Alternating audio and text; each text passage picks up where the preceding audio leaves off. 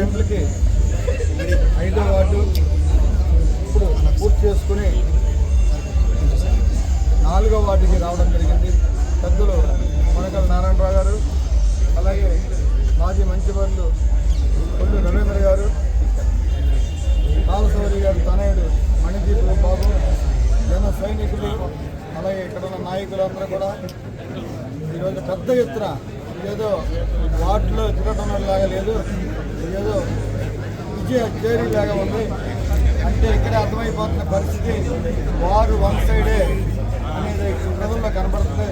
ఎందుకంటే 4.5 సంవత్సరాలు 5 సంవత్సరాలు ప్రజల్ని నియంతలాగా పరిపాలించిన ఈ యొక్క జగన్మోహన్ రెడ్డి పారదోలటానికి ప్రజలందరూ కూడా ఉత్సాహం చూపుతున్నారు. ఎందుకంటే అతను ఎక్కడా కూడా ప్రజల పట్ల ప్రేమ కలిగి లేడు. ప్రజలు ఏదైనా వాళ్ళని న్యాయమైన కోరికలు అడిగితే వాళ్ళని అణిచివేత గురి చేశాడు తప్ప ఎక్కడా కూడా ప్రేమగా మాట్లాడి అమ్మ మీరు అడిగి కొన్ని చేయలేకపోతున్నాం, మేము కొన్ని చేస్తామని చెప్పింది లేదు. నిన్న కాక మొన్న అంగన్వాడీ టీచర్లు వాళ్ళు న్యాయమైన కోరికలు అడిగితే జైల్లో ఆడవాళ్ళని పెడతాం నేను ఈయన చూశాను. ఇంత దుర్మార్గమైన పరిస్థితి. ఒక పక్కన చూస్తే ఎక్కడ రోడ్లు లేవు. నిన్న బావిరెడ్డిపల్లి వెళ్తే రోడ్లలో వెళ్ళట్లేదు, పడవలో వెళ్ళినట్టున్న పరిస్థితి. అలాగే ఇంకో పక్కన ఇవాళ రోడ్డు ప్యాచ్ వర్క్ చేస్తున్నారు. 4.5 సంవత్సరాలు మీకు ఎక్కడ రాష్ట్రం కనపడలా. ఇవాళ మీకు ఓట్లు అడగడానికి ముందు రోడ్లు ప్యాచ్ వర్క్ చేయడం, అలాగే కమ్యూనిటీ హాల్ శంకుస్థాపన చేస్తారంటే ఎప్పుడు పూర్తి చేస్తారో నాకు అర్థం కాదు. ఇది మీరేంటో, మీ ఆశాలు ఏంటో, మీరు చూపిస్తున్న నాటకాలు ఏంటో ప్రజలు గమనిస్తున్నారు.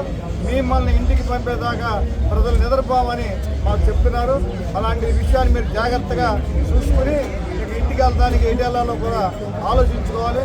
స్థానికంగా కూడా పేరు నాని గారు కూడా గుర్తుపెట్టుకోవాలి. ఎందుకంటే ఇక్కడ 4.5 సంవత్సరాలు ఎక్కడ కనపడలేదని ఇవాళ వస్తున్నారు అని అన్నారు ప్రజలు. మనకు భగవంతుడు ఇచ్చిన అదృష్టం ఏంటంటే ప్రజలకు సేవ చేయమని. మనం 24 గంటలు ప్రజలకు అందుబాటులో ఉండి ప్రజలకు అవసరాలు తీర్చాలి. అలా చేయలేనప్పుడు ప్రజలు ముందు ఎక్కడ పోయి మిమ్మల్ని ఎక్కడ ఉంచాలో అక్కడ ఉంచుతారు. తెలుగుదేశం జనసేన పార్టీని అఖండ విజయంతో గెలిపిస్తారు అని చెప్పి కోరుకుంటూ సెలవు.